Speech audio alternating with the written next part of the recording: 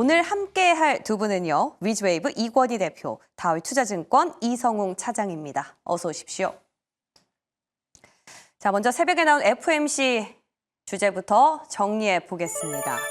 자, 이번에는 25bp 인하는 예상대로 갔고요. 근데 내년에 4차례 인하에서 2차례 인하로 예상했지만 다소 매파적인 스탠스를 보여줬다라는 해석들이 많습니다. 여기에 트럼프 리스크가 참 큰데 이에 대한 뭔가 명확한 코멘트를 내놓지 않으면서 시장 불안감을 좀 더해줬는데요. 대체로 예상했던 대로 그래도 흘러갔는데 뉴욕 증시는 급락을 했습니다. 그동안 많이 올랐기 때문에 차익 실현에 구실이 나온 거다라는 해석들도 있는데 우리 차장님은 오늘 새벽에 나온 FOMC 결과 어떻게 좀 보셨습니까?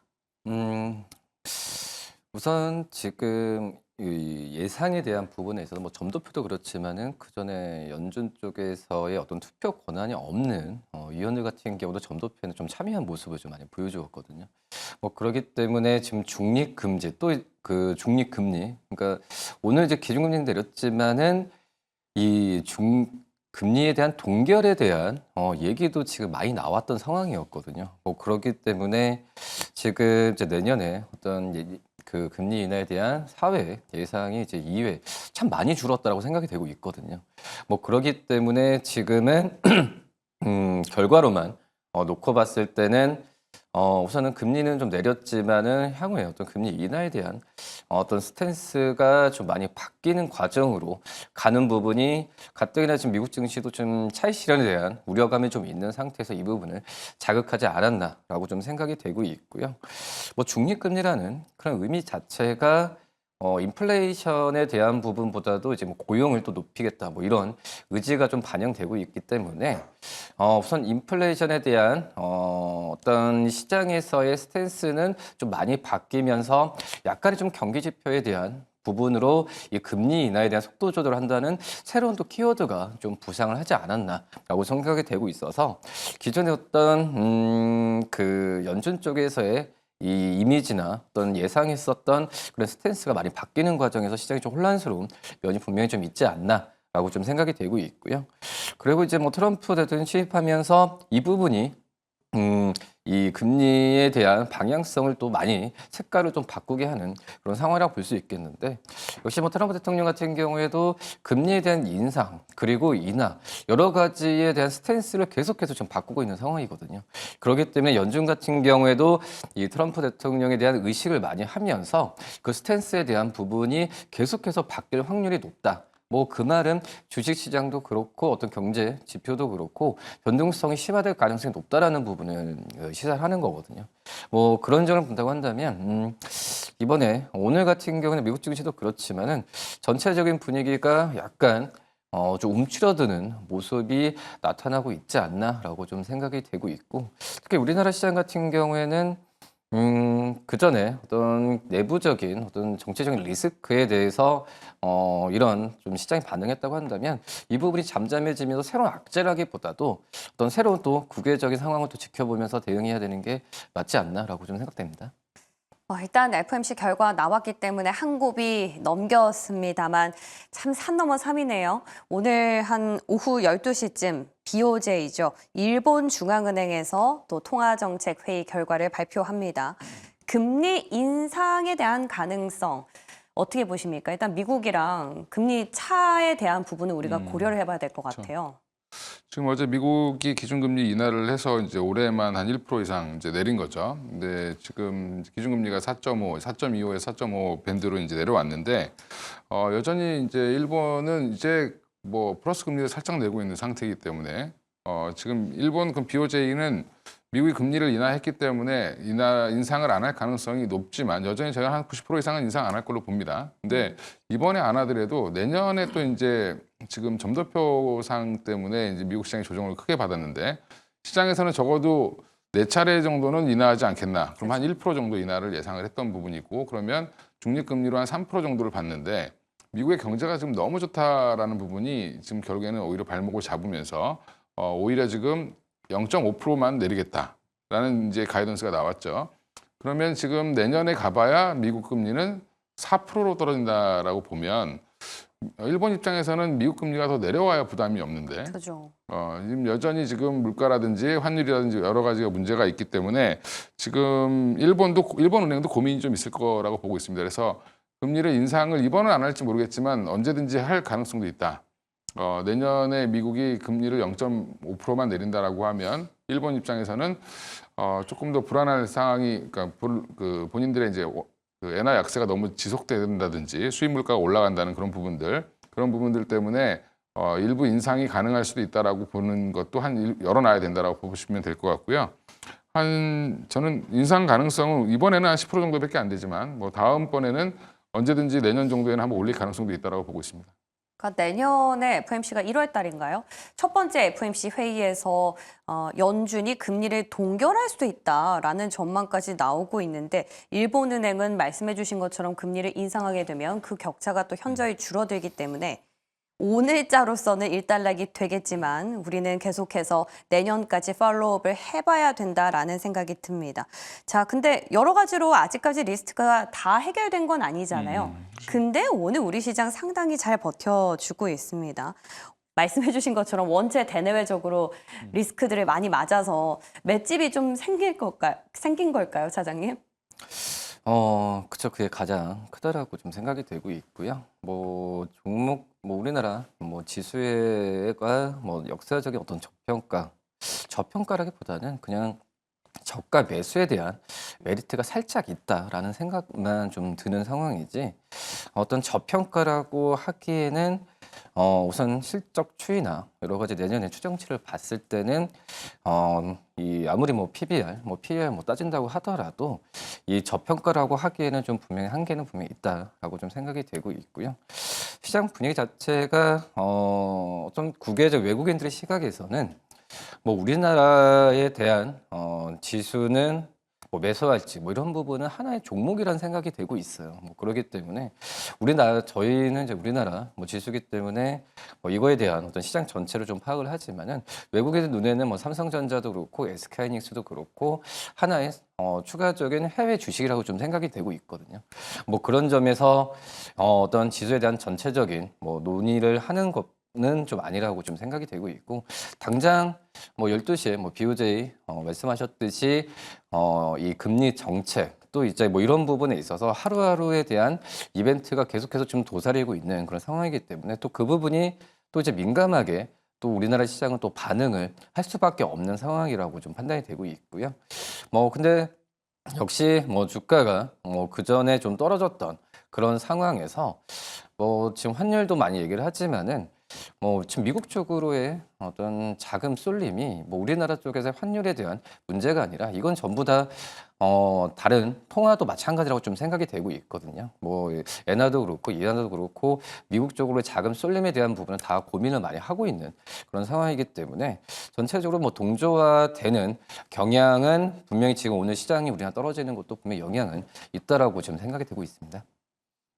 결국에 저가 매수에 대한 메리트가 있는 건 분명하지만 외국인이 더 들어오기에는 이 부분이 해결이 돼야 될 것 같은데요. 바로 환율입니다. 자, 그래서 두 번째 주제, 환율로 정해봤거든요. 한번 보시죠.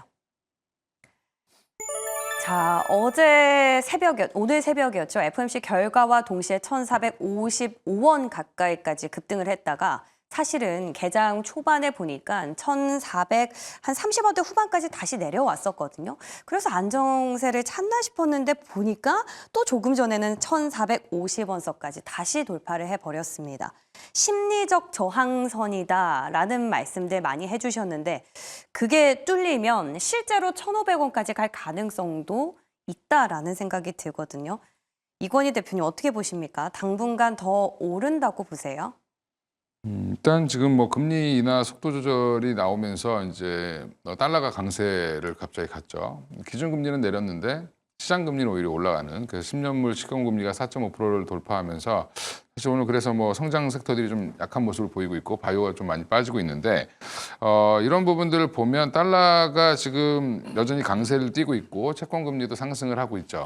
그러니까 금리를 안 내린다는 거는 금리 내리는 속도를 좀 줄인다라는 건 당분간 달러의 가치가 높다라는 거를 의미하는 거고 또 하나는 지금 미국 시장이 크게 빠졌지만 사실은 미국 경기가 그만큼 좋기 때문에 그런 거거든요. 네. 근데 이제 이런 것들이 만약에 이제 유동성이 좀 줄어들 거라는 그런 우려감 이런 것들 때문에 지금 어제 얘기한 것 중에 뭐 단순히 그냥 그 금리만 얘기한 게 아니라 파월 의장이 여전히 긴축 정책도 자금을 회수하는 것도 하겠다라고 지금 얘기를 했습니다. 그 얘기는 시중에 돌아다니는 돈이 그만큼 줄어든다는 얘기고, 그럼 달러의 가치가 올라가겠죠.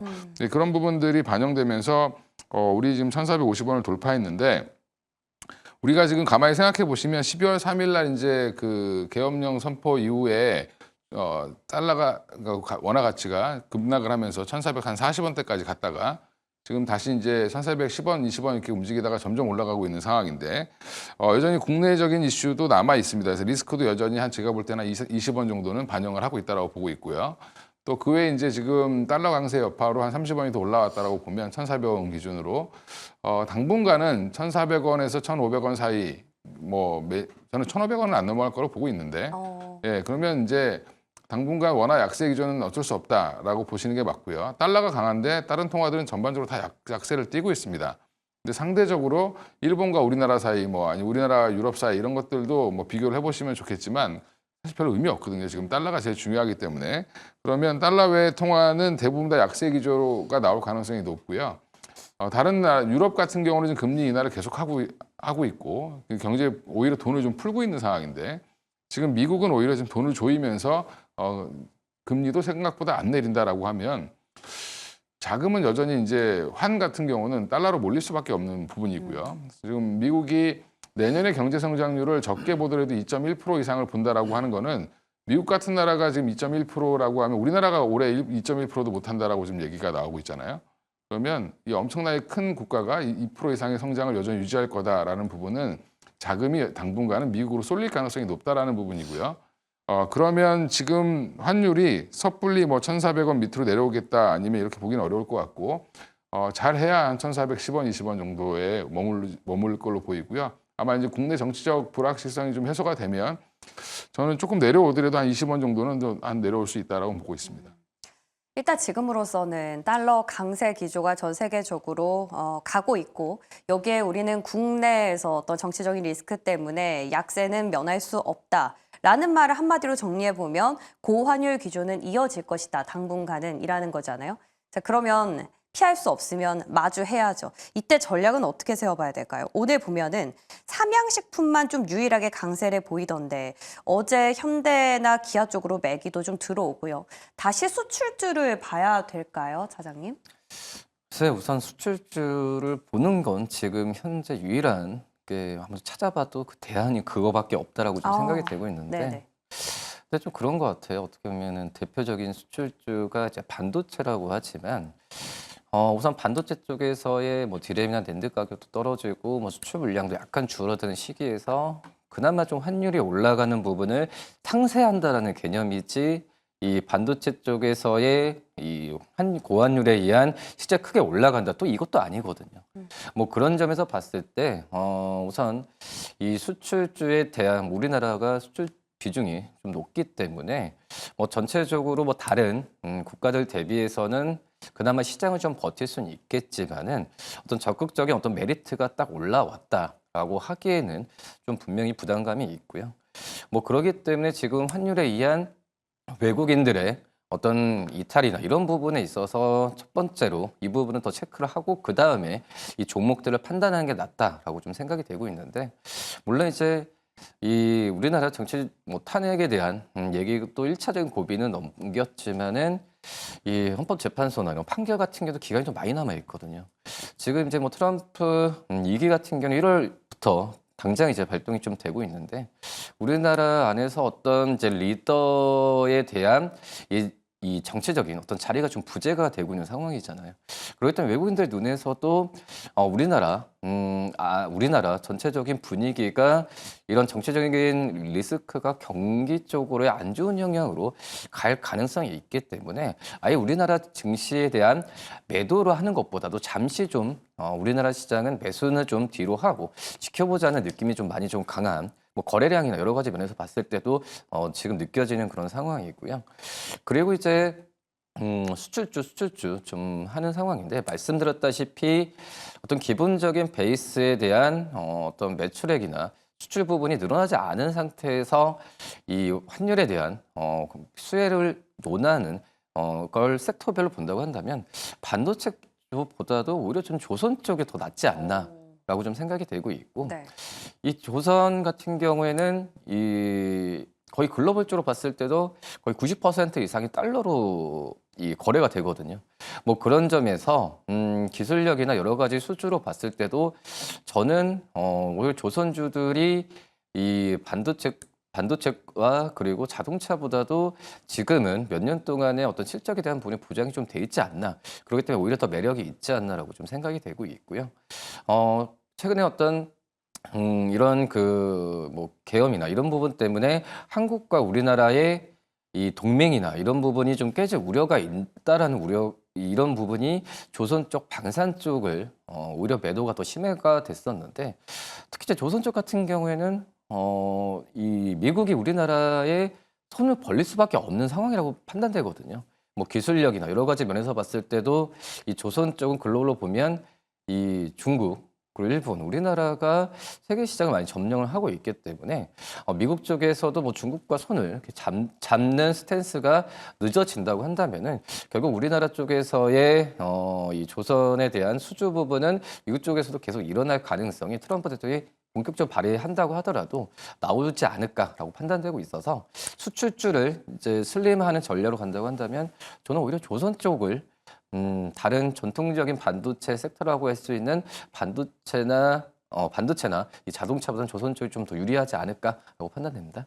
네, 조선주에 대한 이야기들은 끊임없이 나오고 있는데요. 그 가운데서 수출주로서 메리트도 크다라고 체크를 해 주셨습니다. 예, 좋습니다. 이렇게 해서 시장과 또 환율의 동향 빠르게 체크해 봤고요. 자, 이번에는 마이크론 실적에 대한 이야기도 더 자세하게 해볼까 합니다.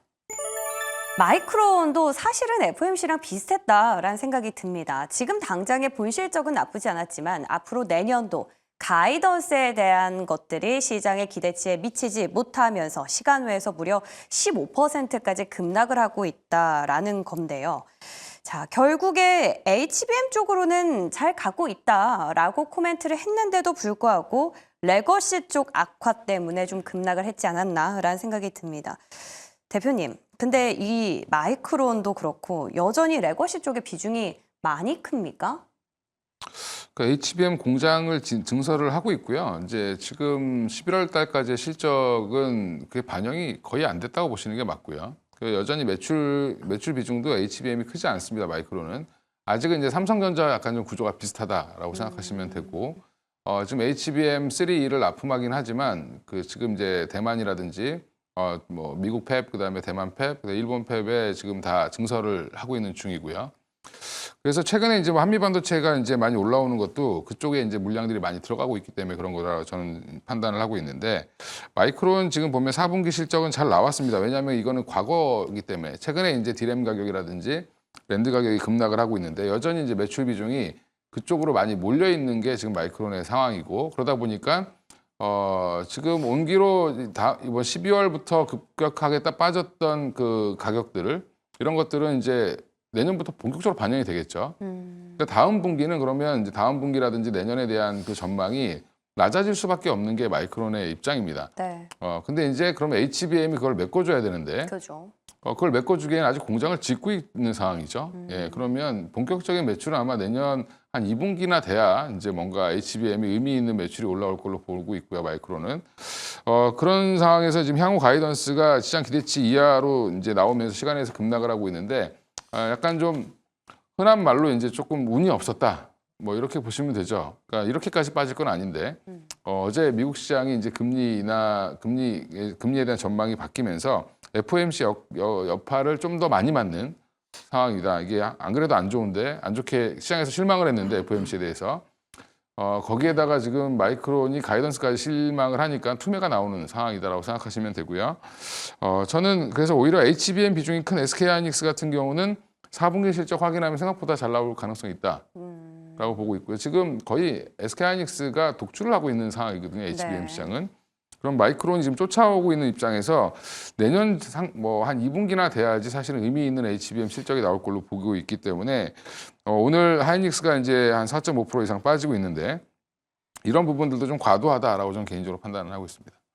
그러면 오히려 빠질 때 저가 매수의 기회로 보신다는 건가요? 일단 뭐 중장기적으로는 우리나라 지금 반도체는 하이닉스는 하이닉스 나름대로 저평가되어 있고요. 삼성전자도 네. 마찬가지로 저평가됐다고 판단을 하는데 이제 항상 모멘텀이 문제인 거죠.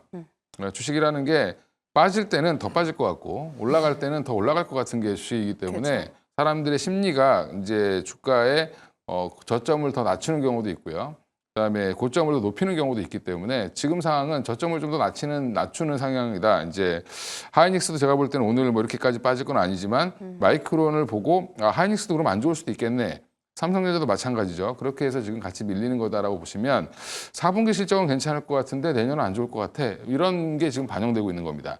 근데 이제 또 4분기 SK하이닉스의 실적이 이제 나오려면 한참 또 시간을 뭐 기다려야 되지만 한 달 이상 기다려야 되죠. 그때 보면 또 다시 뷰는 또 바뀔 수도 있는 거니까 네. 지금 상황은 약간 좀 뭐 어제 미국의 충격을 그대로 좀 받는 그런 상황이다라고 보시면 되고요. 네. 그래도 하이닉스가 뭐 10%씩 빠지진 않잖아요. 그죠? 네, 그 얘기는 그동안 좀 조정을 좀 잘 받았다라고 보시면 될 것 같습니다. 그러면 결국 메모리 시장 안에서 돌파구는 HBM 쪽이기 때문에 그 고성능, 고부가 제품으로 꼽히는 HBM 관련해서 모멘텀이 있는 SK 하이닉스는 괜찮다. 자, 그럼 문제는 이제 삼성전자 아니겠습니까?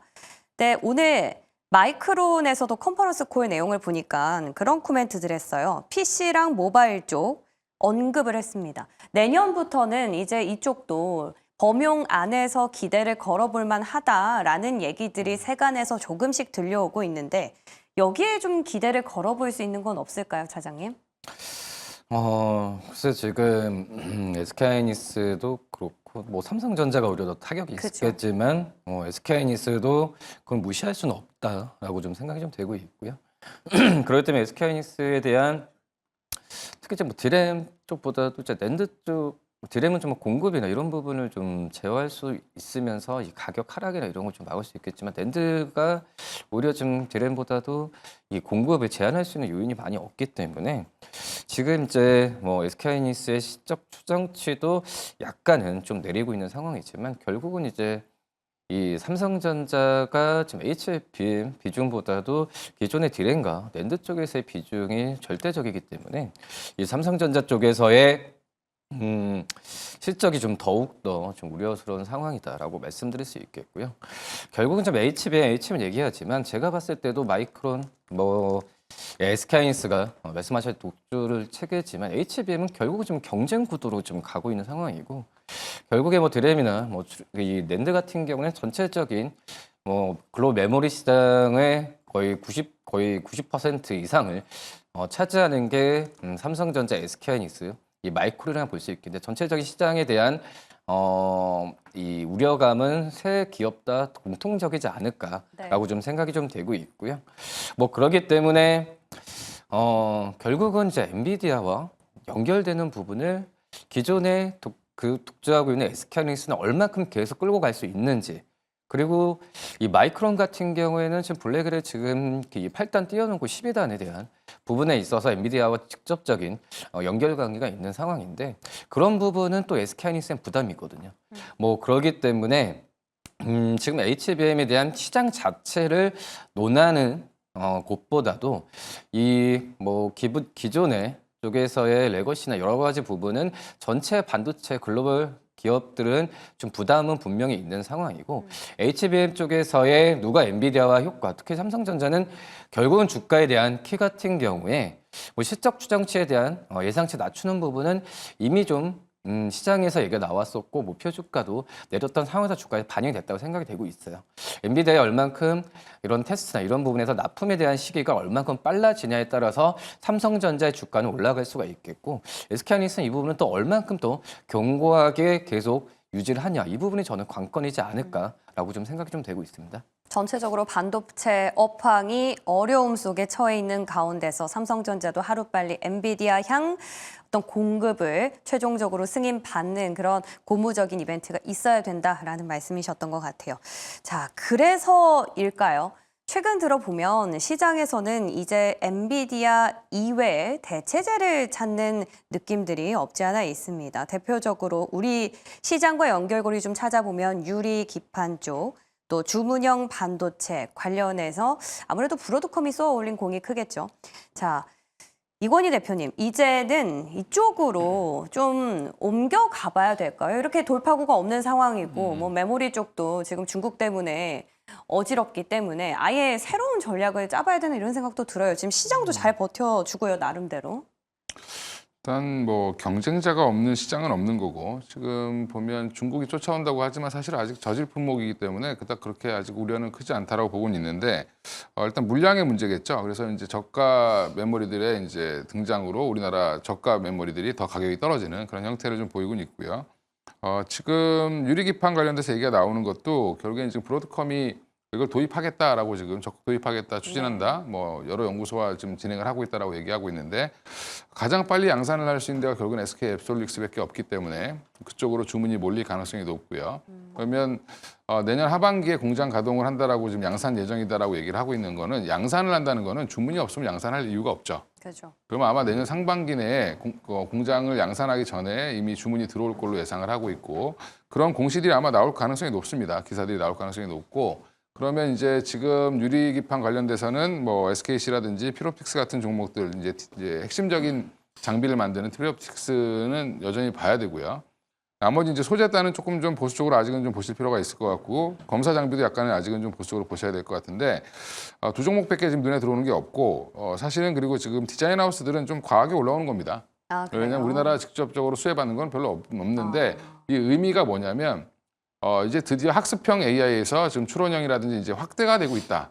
그러니까 이제 AI 시장이 굉장히 커지고 있고 우리가 이제 알고 있는 학습형이 보통 한 20% 정도 차지한다고 보고 한 AI 시장에서 한 80%가 나머지라고 보면 그 나머지 시장들이 이제 개화되기 시작하려고 하고 있고 많은 빅테크들이 지금 주문형 반도체를 만든다는 거는 이제 B2B에서 B2C로 가겠다라는 거죠. 본인들이 아무리 지금 학습을 시켜봐야 돈은만 들어가는데 돈을 벌어야죠. 일단 벌기 위해서 뭔가를 하기 위한 시도라고 보시면 이게 궁극적으로는 뭐 기존의 레거시 반도체도 같이 좋아질 가능성은 있습니다. 왜냐하면 수요가 늘어나겠죠, 당연히. 그런 부분들은 좀 중장기적으로는 좀 긍정적으로 보고 있습니다. 좋습니다. 자, 오늘 발표된 FMC부터 마이크론의 실적까지 전체적으로 점검해 봤는데요. 자, 현재 시각 한 10시 30분 정도 지나가고 있습니다. 현 시각에서 외국인과 기관 수급은 어떻게 흘러가고 있는지 같이 만나보고 오시죠.